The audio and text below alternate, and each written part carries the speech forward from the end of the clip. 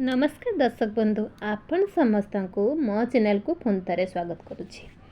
शारदीय नवरात्रि आपण मानक अनेक अनेक शुभेच्छा एवं शुभकामना। माँ दुर्गा दया आपण परिवार निश्चित मंगल हो। दर्शक बंधु आज जो उपायटी नहीं आसी शारदीय नवरात्रि प्रथम दिन अर्थात काली जहाँकि गुरुवार 3 अक्टोबर पड़ुची। आपण यह दिन सारा भितर किंबा रात्रि समय जो समय भी आपण यह करें। यार चमत्कारी फायदा आपण माने 7 दिन भितर देखि पारिबे। आपण मानकु कौन करने को पड़िबो ताहा मु बताइबी।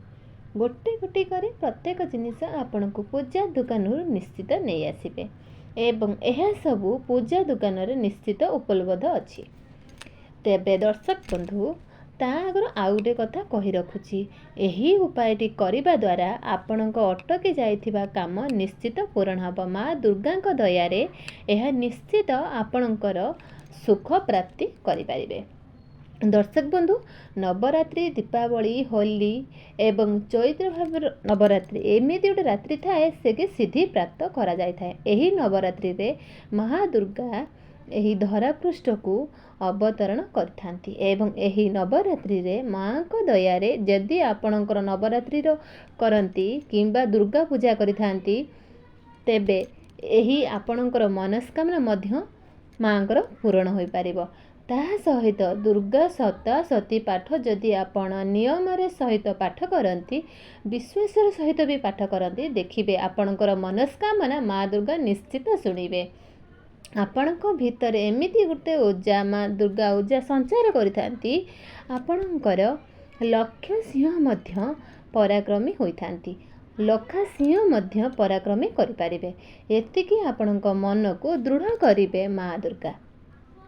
तेबे दर्शक बंधु एबे शुणन्तु आउ गोटे कथा कहूछि जे एही उपायटी आपण निज घरर मुख्य द्वारर पछपटे मु आपण मानकु मुख्य द्वार आगपटे लगेबाकू कहूनी, मुख्य द्वार पछपटे शुणिले आश्चर्य हेबे।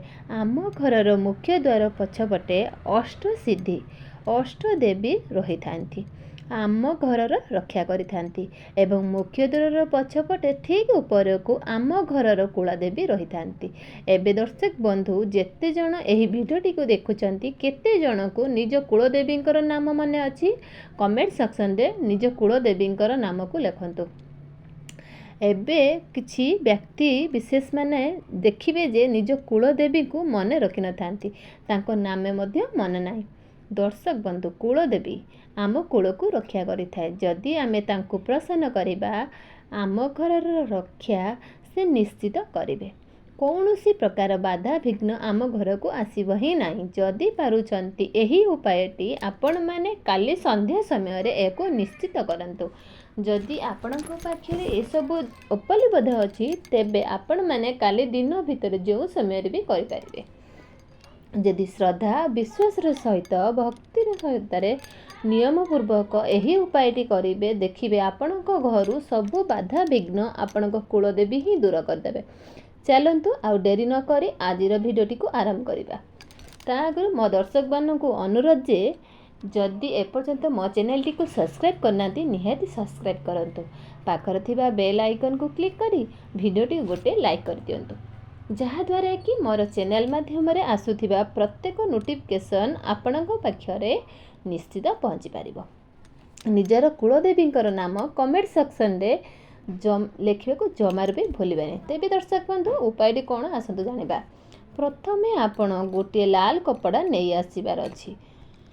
द्वितीय रे आपण एक हलदीर गोटा हलदी जो कि गंठी पड़ी गोटे हलदी आनिबे। तृतीय रे आनिबार अच्छी आपण को लाल धागा लाल सूता किंबा लाल धागा तृतीयटी। चतुर्थ रे आनिबे भस्म। यह पूजा दुकान रे मिल जिवो महादेवंकर व्यवहृत करा जाय थाए। तेबे पंचम रे आनिबे कोइला जहाँकि अंगार बोली कहा जाय थाए। कोइला गोटे छोटिया टुकराटी ही आनिबे। षष्ठ रे आनिबे सिंदूर। आपण मानकु जो माने रंगर कपड़ाटी करिथिबे लाल कपड़ाटी को ଆପଣ କ'ଣ କରିବାର ଅଛି ନା ସେହି ଲାଲ କପଡ଼ା ଭିତରେ ଭସ୍ମ, ଚନ୍ଦନ ପାଉଡ଼ର ଟିକେ ଏବଂ ସିନ୍ଦୁର, ଗୋଟା ଖଣ୍ଡ ହଳଦୀ ଯେଉଁ ଆଣିଥିବେ ଗଣ୍ଠି, ଗୋଟା ହଳଦୀ, କୋଇଲା ତାକୁ ପୁରାଇ କରିକି ଲାଲ ଧାଗାରେ ଲାଲ ସୂତା ଯେଉଁ ଆଣିଥିବେ ସେଥିରେ ବାନ୍ଧି ଦିଅନ୍ତୁ। ଆପଣମାନଙ୍କୁ କ'ଣ କରିବାର ଅଛି, ଏହି ସବୁକୁ ସେହି ରଙ୍ଗ କପଡ଼ାରେ ବାନ୍ଧି ଦିଅନ୍ତୁ। ନିଜ ଘରର ମୁଖ୍ୟ ଦ୍ୱାର ପଛପଟେ ଠିକ୍ ଉପରକୁ ଏହାକୁ ଟାଙ୍ଗି ଦିଅନ୍ତୁ। ଠିକ୍ ମଝିରେ ଘରର ପଛପଟେ, ଘରର ମୁଖ୍ୟ ଦ୍ୱାରର ଠିକ୍ ପଛପଟେ, ଯେମିତି ଆଗପଟେ ଗଣେଶଙ୍କର ଫଟୋ ସ୍ୱସ୍ତିକ ଲଗାଉଛନ୍ତି, ମୁଖ୍ୟ ଦ୍ୱାରର ପଛପଟେ ଏକୁ ଲଗାଇ ଦିଅନ୍ତୁ।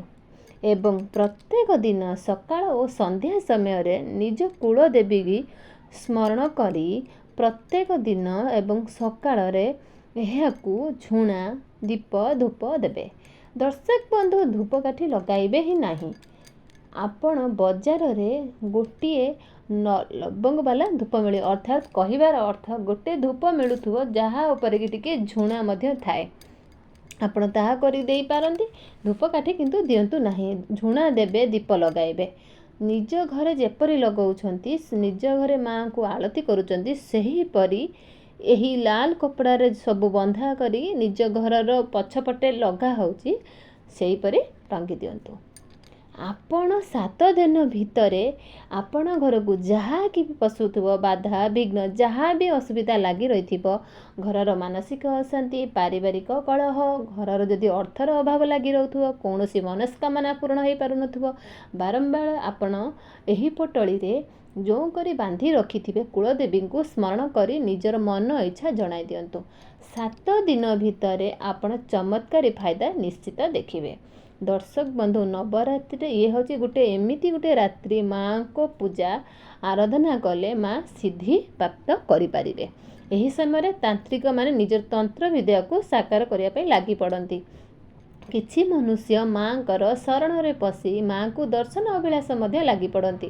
କିଛି ମଣିଷ ମାଆଙ୍କ ପାଖରେ ମାନେ ସନ୍ତାନ ପ୍ରାପ୍ତି, ରୋଗମୁକ୍ତି, ଏମିତି ବହୁତ ପ୍ରକାର ମାନସିକ କରି ମାଆଙ୍କର ପୂଜା ଅର୍ଚ୍ଚନା କରିଥାନ୍ତି। ଏହି ନବରାତ୍ରିଙ୍କ ସମୟରେ ମାଆର ଆଖପାଖ ଦୁର୍ଗା ମନ୍ଦିରକୁ ନିଶ୍ଚିତ ଯାଆନ୍ତୁ, ମାଆଙ୍କର ଦର୍ଶନ କରନ୍ତୁ। ମାଆଙ୍କ ଦର୍ଶନରେ ମନେ ରଖନ୍ତୁ, କେବେ ବି କଳା ରଙ୍ଗର ବସ୍ତ୍ର ପିନ୍ଧି ମାଆଙ୍କୁ ଦର୍ଶନକୁ ଯିବେ ନାହିଁ। ସବୁବେଳେ ସାଜ ଶୃଙ୍ଗାର ହୋଇ ମାଆଙ୍କ ପାଖକୁ ଯାଆନ୍ତୁ। ଚମାଡ଼ା ଥିବା ପୁରୁଷମାନେ ଯେବେ ବି ବ୍ୟବହାର କରନ୍ତୁ ନାହିଁ, ମାଆଙ୍କ ସାମ୍ନାକୁ ହିଁ ଯିବେନି। ମାଆଙ୍କ ସାମ୍ନାକୁ ଯାଇ, ଆଜିର ସୋସିଆଲ ମିଡ଼ିଆର ତ ଯୁଗରେ ତ ଏପରି ହୋଇଛି ଯେ ଯୁଆଡ଼େ ବି ଯାଅ, ଯେଉଁ ଦେବଦେବୀଙ୍କ ପାଖକୁ ଯାଅ, ଗୋଟେ ଭୋଟ ନେବାର ଅଛି, ଏସବୁ ଯଦି ସତରେ ଜୀବନର ଉନ୍ନତି ପାଇବାକୁ ଇଚ୍ଛା ଅଛି, ମାଆଙ୍କର କୃପା ପାଇବାକୁ ଇଚ୍ଛା ଅଛି, ତେବେ ହୃଦୟରୁ ଭକ୍ତି ମାଆଙ୍କୁ ନିଶ୍ଚିତ ଶୁଣିବେ। ସେ ହେଉଛନ୍ତି ଜଗତ ଜନନୀ। ମାଆଙ୍କୁ ଥରୁଟିଏ ମାଆ ବୋଲି ଡାକିଦେଲେ ସେ ଓ କରନ୍ତି। ଏତିକ ତ ବିଶ୍ୱାସର ସହିତ ଏହି କାର୍ଯ୍ୟଟିକୁ କରନ୍ତୁ। ମାଆ କେବେ ମଧ୍ୟ ତାଙ୍କ ସନ୍ତାନମାନର ଅମଙ୍ଗଳ ଚିନ୍ତା କରନ୍ତି ନାହିଁ, ଏହି ବିଶ୍ୱାସ ସହକାରେ କରନ୍ତୁ। ଏବଂ ଯଦି ଆପଣ ମାଆଙ୍କର କୁଳଦେବୀଙ୍କୁ ଜାଣିନାହାନ୍ତି, ନିଜ କୁଳଦେବୀଙ୍କ ପାଇଁ ନିଜ ଘରେ ଦୀପ ପ୍ରଜ୍ୱଳିତ କରନ୍ତୁ। ଏହି 9 ଦିନରେ ନିଜ କୁଳଦେବୀଙ୍କୁ ସ୍ମରଣ କରନ୍ତୁ। କୁଳଦେବୀଙ୍କ ପାଇଁ ଏହି 9 ଦିନ ଯାକ ବିଶେଷ ପୂଜା ଅର୍ଚ୍ଚନା କରନ୍ତୁ। ନିଜ ମନର ପୂଜା ଅର୍ଚ୍ଚନା କରନ୍ତୁ। ମାଆ ପାଇଁ ଦୀପ ପ୍ରଜ୍ୱଳିତ କରନ୍ତୁ, ଲାଲ ମନ୍ଦାର ଦିଅନ୍ତୁ, ସିନ୍ଦୁର ଦିଅନ୍ତୁ, ମାଆଙ୍କୁ ହଳଦୀ ପାଣିରେ ଗାଧୋଇ ଦିଅନ୍ତୁ, ପଞ୍ଚାମୃତରେ ନିଜ କୁଳଦେବୀଙ୍କୁ ଗାଧୋଇ ଦିଅନ୍ତୁ, ମାଆଙ୍କ ପାଇଁ ଭୋଗ ଲଗାନ୍ତୁ, ପଣା ଲଗାଇ ଦିଅନ୍ତୁ। ମାଆଙ୍କୁ ଯଦି ପାଉଛନ୍ତି ଖିଚୁଡ଼ି ବି ଭୋଗ ଲଗାନ୍ତୁ, ନିଜ କୁଳଦେବୀଙ୍କୁ ଲଗାନ୍ତୁ। ନିଜର କୁଳଦେବୀଙ୍କୁ ଏପରି ପୂଜା ନବରାତ୍ରିରେ ନିଶ୍ଚିତ କରନ୍ତୁ। ଥରୁଟିଏ ତ ମନେ ପକାନ୍ତୁ ତାଙ୍କୁ। କିଛି ନହେଲେ ଏହି ନବରାତ୍ରିରେ ମାଆଙ୍କୁ ଗୋଟିଏ ଥର ତ ମନେ ରଖନ୍ତୁ, ତେବେ ଦେଖିବେ ଆପଣଙ୍କ ଘରର ରକ୍ଷା ନିଶ୍ଚିତ କରିବେ। ମୁଖ୍ୟ ଦ୍ୱାରରେ ଏହି ନବରାତ୍ରି ସମୟରେ ଗୋଟିଏ ଦୀପ ନିଜ କୁଳଦେବୀଙ୍କ ଉଦ୍ଦେଶ୍ୟରେ ଘରର ମୁଖ୍ୟ ଦ୍ୱାରର ପୂର୍ବପଟ କରି ଗୋଟିଏ ଦୀପ ନିଶ୍ଚିତ ପ୍ରଜ୍ୱଳିତ କରନ୍ତୁ। ନିଜ ମୁଖ୍ୟ ଦ୍ୱାରରେ କୁଳଦେବୀଙ୍କୁ ସ୍ମରଣ କରି ଏହି ଦୀପକ ପ୍ରତ୍ୟେକ ନବରାତ୍ରି ଦିନ ପ୍ରଜ୍ୱଳିତ କରନ୍ତୁ।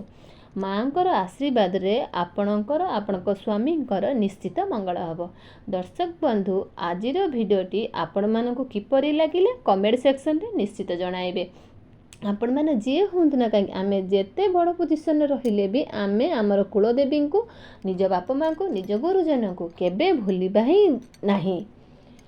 ତେବେ ଦର୍ଶକ ବନ୍ଧୁ ଏମାନଙ୍କ ଅସୁସ୍ଥତାରେ ଆମମାନେ ଆଗକୁ ବଢ଼ିପାରିବା ନାହିଁ। ତେବେ ଦର୍ଶକ ବନ୍ଧୁ ଆଜି ପାଇଁ ରହିଲି, ପୁଣି ଦେଖାଯିବ ଆଗାମୀ ଏକ ସୁନ୍ଦର ଭିଡ଼ିଓରେ। ତେବେ ଦର୍ଶକ ବନ୍ଧୁ ମୋର ଭିଡ଼ିଓଟି ଏଇଠି ରଖୁଛି, ପୁଣି ଦେଖାଯିବ ଆଗାମୀ ଏକ ନୂଆ ସୁନ୍ଦର ଭିଡ଼ିଓରେ। ରହିଲି ଦର୍ଶକ ବନ୍ଧୁ, ଜୟ ଜଗନ୍ନାଥ।